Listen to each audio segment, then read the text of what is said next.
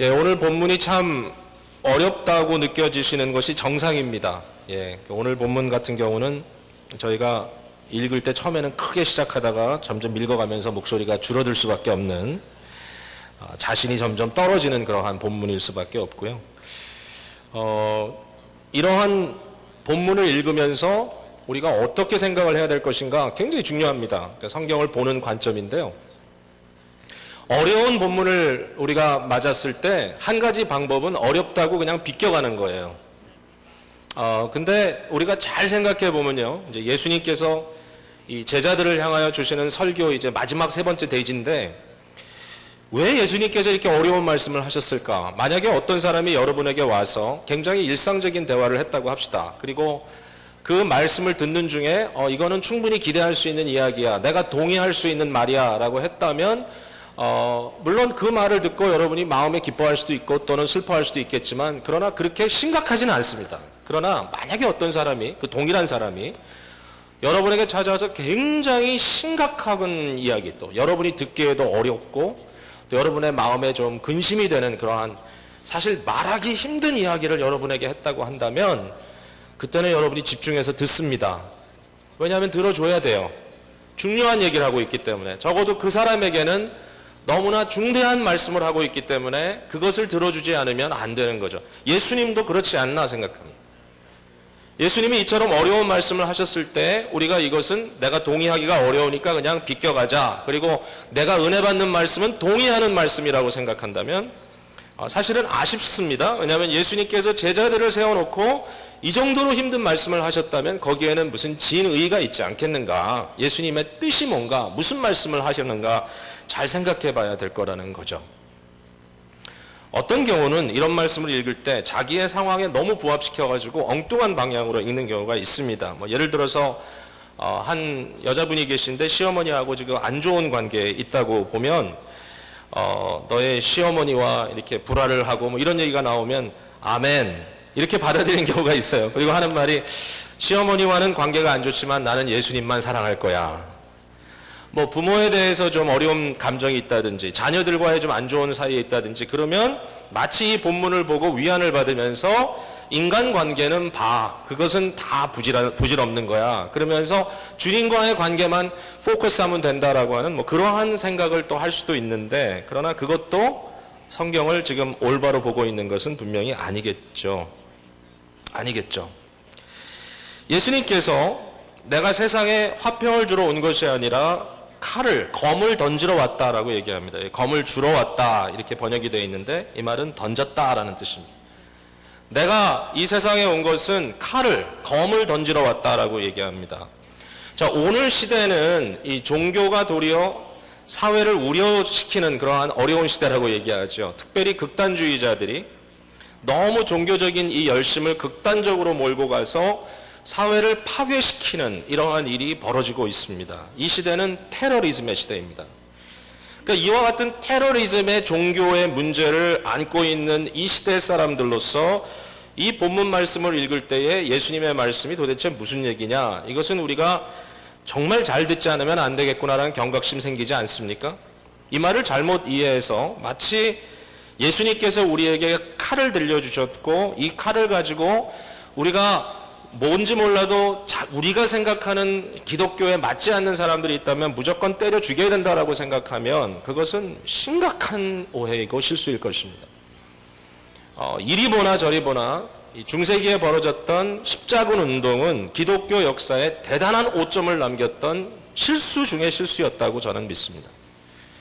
기독교 이름으로 한 거니까 다 정당하다, 절대로 그렇지 않죠. 그렇다면은 종교개혁도 일으킬 필요가 없겠죠. 그것은 잘못된 일이었습니다. 왜냐하면 예수님께서 말씀하시기를 검으로 쓰는 자는 검으로 망하겠다고 말씀하셨고, 또 바울 사도가 예수 그리스도의 복음의 메시지를 적용하면서 우리가 싸우는 것은 혈과 육의 싸움이 아니요, 여기에는 분명히 영적인 현실이 담겨져 있다라고 얘기했지 않았습니까? 우리의 싸움은 영적 싸움이지 육체적인 싸움이 아니거든요. 그러니까 여기서 주님께서 내가 이 세상에 검을 던지러 왔다라는 말은 우리에게 칼을 들려주고 그것을 사람들을 난도질하라는 것이 아니라 우리에게 지금 영적인 대립 상태를 던져주고 있다라는 것을 눈여겨봐야 된다는 것입니다.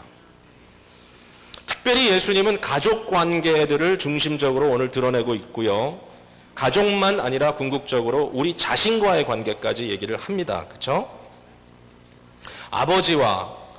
사람이 아버지와 딸이 어머니와 며느리가 시어머니와 불화하게 하려 함이라. 사람의 원수가 자기 집안 식군이라.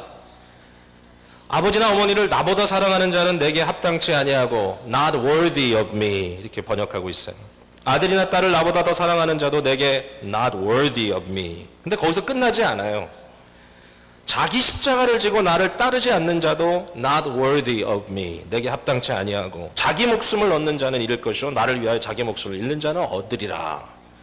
가족과의 관계만이 아니라 더 깊이 들어가서 나와의 관계까지도 예수님이 꿰뚫고 들어가서 말씀하시기를, 만약에 이러한 관계 속에서 네가 이런 것들을 나보다 더 사랑한다면 you're not worthy of me. 제자로서의 삶에 심각한 하자가 있다고 주님께서 지적하시는 것입니다. 자, 그렇다면 여기에 왜 가족관계의 이름이 가족관계가 언급되고 있느냐? 여기에 대해서는 2000년 전의 상황으로 돌아가 봤을 때 그렇게 이해가 어렵다고 생각지 않아요. 오늘날의 가족의 관계와 2000년 전의 가족의 관계는 동일하지가 않습니다. 오늘은 저와 여러분은 핵가족제도 대부분 살고 있고 익스텐드 패밀리에 대해서 그렇게 대단한 커미트먼트 갖고 살지 않잖아요. 일반적으로. 물론 꼭 한 가지로 단정할 수는 없지만, 그러나 여러분 2000년 전에는요, 우리 가족이 나였어요. 아버지가 무엇을 하느냐가 내가 뭐를 하느냐를 정해줘요. 우리 집안의 가치가 내 가치예요. 우리 집안의 계급이 내 계급이에요. 그걸 피해갈 길이 없어요. 그 당시의 시대는. 그러니까 가족이야말로 좋든지 나쁘든지 나의 삶을 보장하고 또는 나의 정체성을 부여하는 근본이에요. 근간이에요. 이거를 어떻게 할 수가 없어요. 우리가 살고 있는 이 미국 땅은 특별히 이 시대에 이민자의 자녀가 위대한 사회의 리더가 될 수도 있고, 그죠? 몇 대 만에 대통령이 되기도 하고, 이러한 일들이 눈에 보일 수 있는 그러한 이런 우리의 기본적인 상태를 극복하는 소위 말하는 기회를 얻을 수 있는 시대라고 얘기하지만, 2000년 전에 그 당시의 시대는 가족의 정체성이 나의 정체성이었다는 거예요. 근데 예수님께서 여기서 가족의 문제를 들고 일어나는 이유가 거기에 있습니다. 당신에게 가장 정체성을 부여하고 당신에게 가장 안정감을 주는 그러한 관계가 무엇입니까? 여러분, 복음이 뭔지 여러분 한번 잘 생각해 보십시오. 예수님께서 복음을 얘기하시면서 내가 세상에 검을 던지러 왔다라고 얘기하면서 이 관계를 지금 흔들고 있습니다. 복음은, 즉 예수님과의 관계는 우리의 일상적인 편의중심적인 관계들을 디스터브 시키는, 그것을 흔들어 깨우는 그런 역할을 한다는 거죠. 우리가 편안하게 생각하고 우리가 안이하게 생각하던 관계들, 그냥 당연하게 느꼈던 일들, 그것이 친구이든 가족이든 나와의 돈과의 관계이든 나와의 직장과의 관계이든 나와 어떤 비디오 게임과의 관계이든, 요새 그것도 심각하니까 어떠한 관계든지 간에 내가 굉장히 당연하게 내 자신의 정체성에 대하여 이해하는 관계들을 일깨우는 역할을 한다는 거예요. 복음이 들어오면, 예수님을 만나면 예수님과의 관계 때문에 이 모든 관계가 도전받을 수밖에 없다. 나 자신과의 관계까지도. 예수님은 지금 그렇게 우리의 삶 속에 도전하고 계십니다. 저는 오늘 본문을 통해서 이제 두 가지로 줄여가지고 얘기를 하려고 그러는데요. 하나는 그리스도 중심적인 관계 또는 그리스도 중심적인 어떤 대상에 대한 충성에 대해서 얘기를 하고 싶고, 두 번째는 그리스도 중심적인 섬김. 우리가 사람들 섬기고 내가 섬김받을 때 어떠한 섬김의 개념을 가져야 되느냐, 그리스도 중심적이다. 예수님께서 그 말씀을 하고 계신다라고 여겨집니다. 자, 첫 번째는 그리스도 중심적인 관계고 그리스도 중심적인 서로에 대한 충성입니다. 이 말은 뭐냐면, 내게 아무리 중요하고 나의 현세를 살아가는 삶 속에 나에게 가장 중요한 관계라 할지라도, 그것이 나를 편안하게 하고 그것이 나에게 어떠한 시큐리티를 주고 그것이 나에게 어떤 권한을 준다고 할지라도 그 관계보다, 그 관계가 예수님과의 영적인 관계를 앞질러서는 안 된다는 거죠. 이걸 분명히 제자도에게 얘기하고 있어요. 이거를 비껴갈 수가 없다.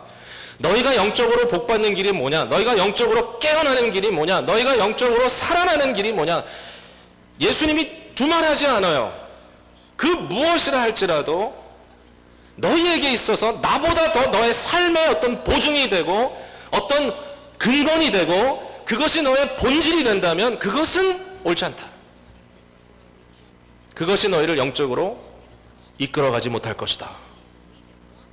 확실한 한계를 정해주시는 것입니다. 자, 이 말씀을 이제 우리가 또 좀 적용할 때 너무 이렇게 한쪽으로 치우쳐서 적용하게 되면 사람들마다 다 다르거든요. 우리가 얼마나 죄를 비껴가길 잘하는데요. 그러니까 우리에게 있어서 중요한 것, 중요하지 않은 것을 나름대로 다 머릿속으로 판단해가지고 저 사람은 저게 문제야. 저 사람은 가족을 너무 위해. 저 사람은 가족을 너무 사랑해. 또 뭐 어떤 경우는 또 다르게. 이렇게 해가지고 서로를 비판할 수 있어요. 근데 좀 조심해야 될 것 같아요. 왜냐하면 만약의 경우에 내가 이쪽에 치우치지 않다 해도 내게 또 다른 어떤 이슈가 있을 수 있으니까요. 그러니까 여러분 스스로 소울 서칭해야 되지 이 말씀을 가지고 남 생각하지 마세요. 지금 그러면 문제가 생겨요. 제가 제 아내와 이제 결혼을 한 후에 계속 그 수년 동안 갈등이 있었던 게 뭐냐면 가족 관계예요. 가족 관계. 그러니까 우리 집사람은 그 자기의 친가족들과의 관계에 대해서 생각이 아주 애틋해요. 원래 그래요. 그러니까 뭐 어머니 아버지 생각만 해도 눈물부터 나고 그냥 가족 그러면 막 어쩔 줄 모르고. 근데 반면에 저는 가족과의 관계가 굉장히 쿨해요. 그 쿨하다는 말은 좋게 표현한 건데요. 많이 달라졌어요. 근데 둘이 같이 이제 살면서 우리 둘이 집사람의 그런 어떤 성격 때문에 우리 가정도 변화가 되고 뭐 그런 것도 좀 있었던 것 같아요. 근데 이제 저희 같은 경우는 뭐 너무 간단해요. 뭐 한 몇 년 안 만나도 상관없어요. 전화도 안 해, 이메일도 안 해, 아는 척도 안 해, 카톡도 안 해. 근데 딱 만나면 너무 반가워요. 그냥 잘 지냈어? 끝이야. 그러면 그냥 끝나요. 뭐 아무런 뭐 마음에 남는 것도 없고. 그러니까 굉장히 쿨해요. 쿨하다고요. 근데 이쪽은 애틋해요. 애틋해. 뭐 그렇게 사연이 많은지 하여튼 애틋해요. 그래서 이러한 관계 속에 제가 가끔은 어큐즈를 했어요. 당신은 아무리 생각해도 가족이 예수님보다 중요한 것 같아. 그러면 할 말이 없죠. 근데 사실은 제 속을 뒤집어 봤으면 할 말이 충분히 있을 거예요. 그럼 당신은 이거 문제야. 얘기할 수 있죠. 예. 중요한 전략은 노출을 안 하는 거죠. 나의 약점을. 근데 어쨌든 이러한 관계 속에서 성도들 사이에서도 잘못하면 당신은 돈을 너무 사랑해. 뭐 보편적인 문제지만 뭐 당신은 당신 직장이 당신 신이야. 당신은 뭐 너무 당신은 명예를 사랑해. 뭐 당신은 교회에서 뭐 직분 얻으려고 그러지. 뭐 이런 식으로 서로에 대해서 이게 문제야 저게 문제야라고 얘기하지만 정작 자기에게 있는 심각한 문제 비껴가요. 왜? 그건 노출되기 싫으니까. 그러니까 절대로 저와 여러분의 삶 속에 오늘 이 메시지가 나에게 정당성을 주고 남에게 공격할 건덕지를 주는 게 아니었으면 좋겠어요. 제발. 자, 그러면 이 말씀이 우리에게 주는 근본적인 의미는 무엇일까? 저는 그냥 오늘 우리에게 적용할 수 있는 메시지로 한번 생각해 봤어요. 뭐냐 하면 이거 같아요. 성도의 본질적인 니드가 뭐냐, 필요가 뭐냐라고 했을 때 우리는 예수 그리스도의 말씀을 듣고 성장하는 거고 예수 그리스도의 이름으로 기도하여 하나님과 사교가는 것이고 나의 삶 속에 영적인 양식을 얻고 영적으로 변화되는 게 나의 목적이에요. 영적인 성장이에요. 자, 교회라고 하는 공동체 너무 중요합니다. 근데 이 교회라고 하는 공동체가 점점 더 시간이 지날수록 뭐 우리 교회 같은 경우도 한 지난 10여 년 동안에 나름대로 교회가 확장된 부분이 있어요. 그러니까 뭐 이런저런 뭐라 그러죠? 행정적인 그러한 역할도 필요하고 뭐 사람들도 세워지고 뭐 여러 가지 이렇게 그 내부적인 조직이 일어나야 되고 뭐 이런 일 저런 일 이런 것들 통해서 막 일들이 벌어지고 그러다 보니까 뭔지 몰라도 복음에 대한 갈망과 말씀에 대한 열정과 정말 생각만 해도 너무 눈물이 날 정도로 감격스러웠던 그러한 것들이 어느 순간에 이러한 일들로 인하여서 뭔지 몰라도 좀 서먹서먹해지는 그러한 문제가 우리에게 조금이라도 있다면 아마 있을 거예요. 저도 그렇게 생각할 때가 많으니까 이렇게 복잡해 요새는 뭐 이런 생각이 들 때가 있으니까 정말 말씀과 하나님의 은혜 속에 깊이 들어가고자 하는 우리의 영적인 갈망이 초킹되고 있다면 주님은 아마 오늘 이 말씀을 통하여서 우리에게 심각하게 우리의 모든 관계성들을 지금 재검토하라고 얘기하실 겁니다. 이 교회이든 국가이든 C.S. 루이스가 이런 얘기를 했어요. 국가에는 행정도 있고 정치도 있고 다 있어요. 그러나 루이스가 그런 얘기를 했어요. 그런 것들에 대해서 사람들이 너무 집착하고 관심을 갖게 되는 것은 사회가 건강하지 않다는 증거다. 왜? 행정이나 정치나 이런 것들은 사람에게 있어서 필요하지만 그것은 소화기관과 같다. 밥을 먹으면 그 밥이 우리의 목구멍을 통해서 위로 내려가고 위에서 뭐 소장으로 대장으로 넘어갔다가 어떻게 배설된다. 이런 것들이 기본적인 메커니즘이잖아요. 그런데 만약에 우리가 밥을 먹을 때마다 목구멍에 내려갔네, 위에 있네, 속이 좀 안 좋네, 배가 좀 거북스럽네, 뭐 가스가 찼네, 이런 식으로 계속 생각을 해야 된다면 뭐죠? 건강치 않다는 증거라는 거예요. 먹는 이유는 먹음으로써 그것이 자연적으로 에너지를 만들어내고 내가 해야 할 일을 할 수 있도록 하는 것이다. 그러므로 건강하다고 하는 것은 본질을 놓치지 않는 거라는 거예요. 신앙생활도 마찬가지예요. 찬양대도 마찬가지예요.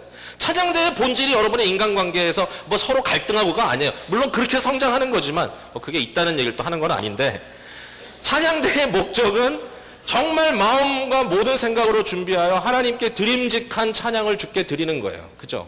그러니까 그것이 이루어지도록 하기 위하여 모든 것들이 필요한 거예요. 필요한 거예요. 조직도 필요하고 섬김도 필요하고 도나스도 필요하고 커피도 필요하고 필요한 거예요. 그러나 그것이 우리의 삶의 이슈가 돼가지고 찬양을 하는데 목적이 상실되면 안 되는 것처럼 신앙생활 전체가 그렇다는 거예요. 기쁨의 교회가 어떤 교회입니까? 좀 순수하다고, 순수해보자고 했던 교회인데, 제가 정말 마음 다 여러분께 드리고 싶은 말씀이 오늘 있다면 예수 그리스도의 말씀에 집중하고 영적으로 성장하기 위하여 좀 다시 집중했으면 좋겠다. 우리의 마음을 거기에 좀 향했으면 좋겠다. 사역도 좋고 섬김도 좋고 다 좋아요. 그러나 그 모든 것보다 더 중요한 것은 예수 그리스도와의 나의 관계가 올바로 되어 있느냐는 거예요. 나의 예배가 과연 하나님께 집중되어 있느냐는 것이고 나의 삶이 주를 향하여 가고 있느냐는 거예요. 그게 놓쳐지면 우리는 쫄딱 망하는 거예요. 아무리 부유해도 아무리 새롭게 집을 지어도 그 안에 가족이 진정 사랑하고 소래를 세워주고 그 안에서 양육받지 못한다면 비극이에요. 그와 마찬가지로 예수님께서 우리에게 제자로 부르시면서 너무 중요한 말씀 하시는 거예요.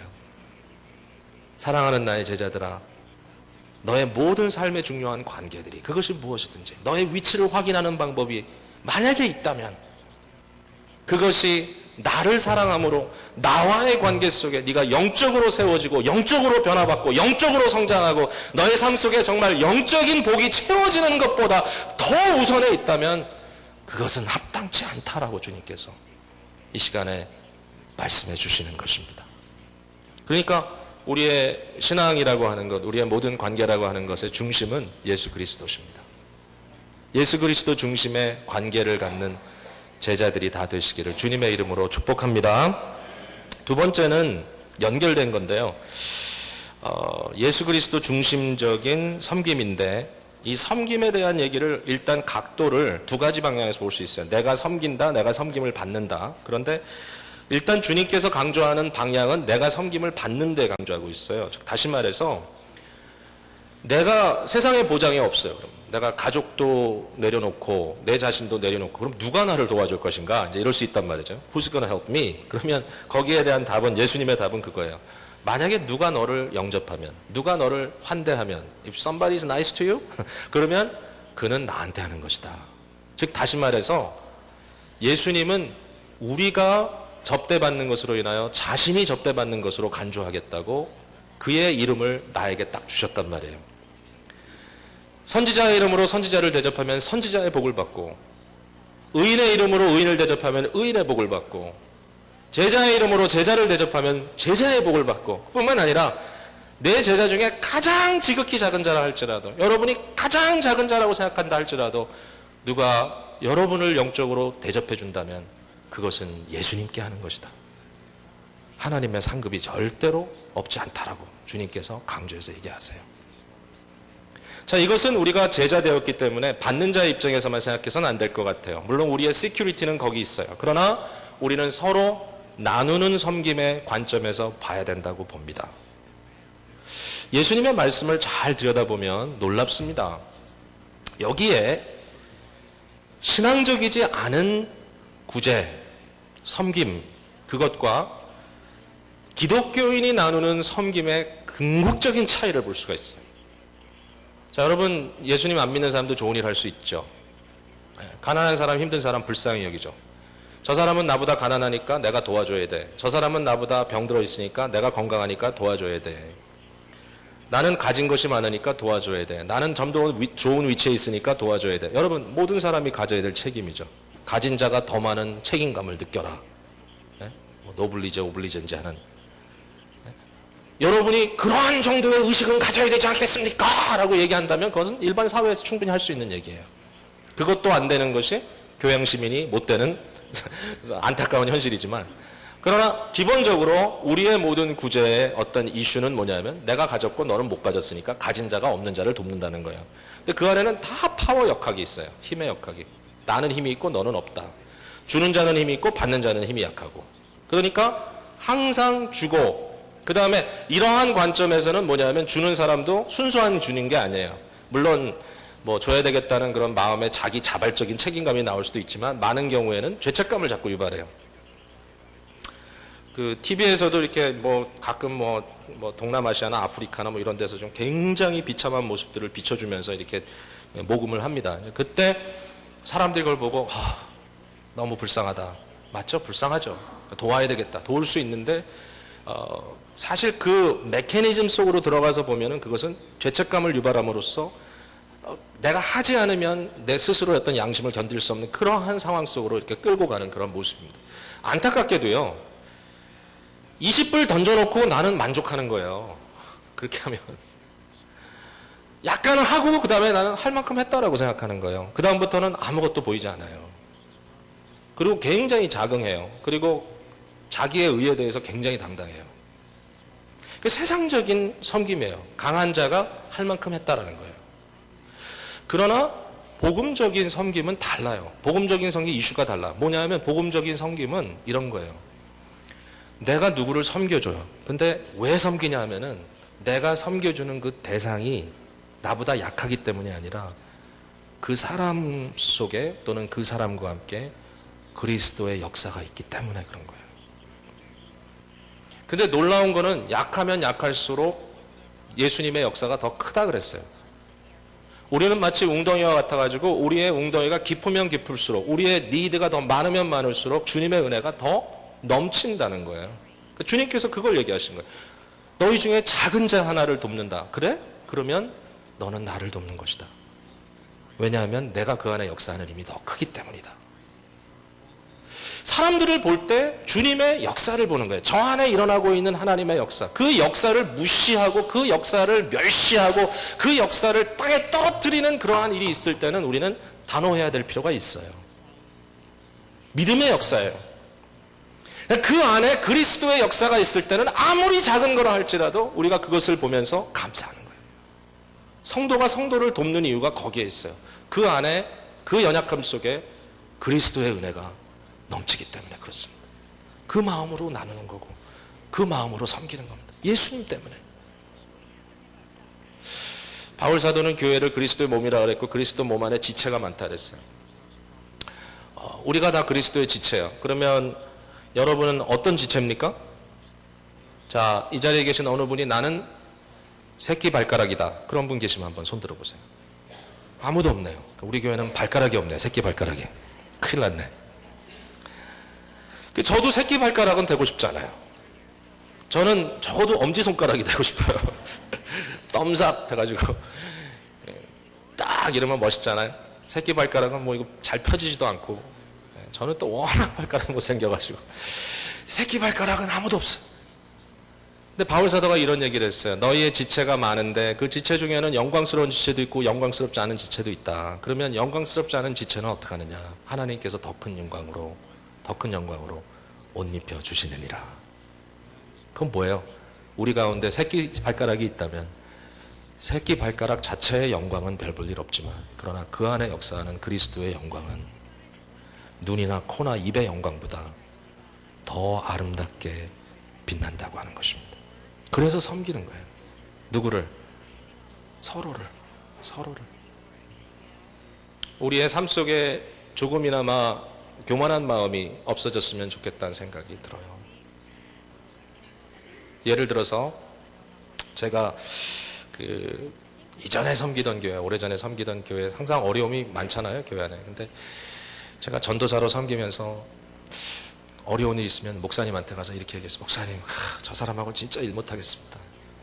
아유, 뭐 이제 참다 더 이상 못 참겠습니다. 목사님이 저한테 그래요. 항상 답이 있어요. 아주 멋진 답이 있어요. 그냥 믿음 있는 사람이 참으세요.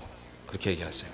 그러면 그 만남에서 이제 떠나면서 제 마음속에 자부심이 있어요. 그래, 목사님이 그래도 내가 믿음이 더 있다고 인정해 주시는구나. 내 믿음이 크니까 참아야 되겠다. 그래서 그러고 가요. 근데 이제 문제가 뭐냐면, 여러분, 믿음 있는 사람이 참으세요. 근데 문제는 뭐냐면 그 사람 마음속에 저 사람은 믿음 없고 나는 믿음이 있어.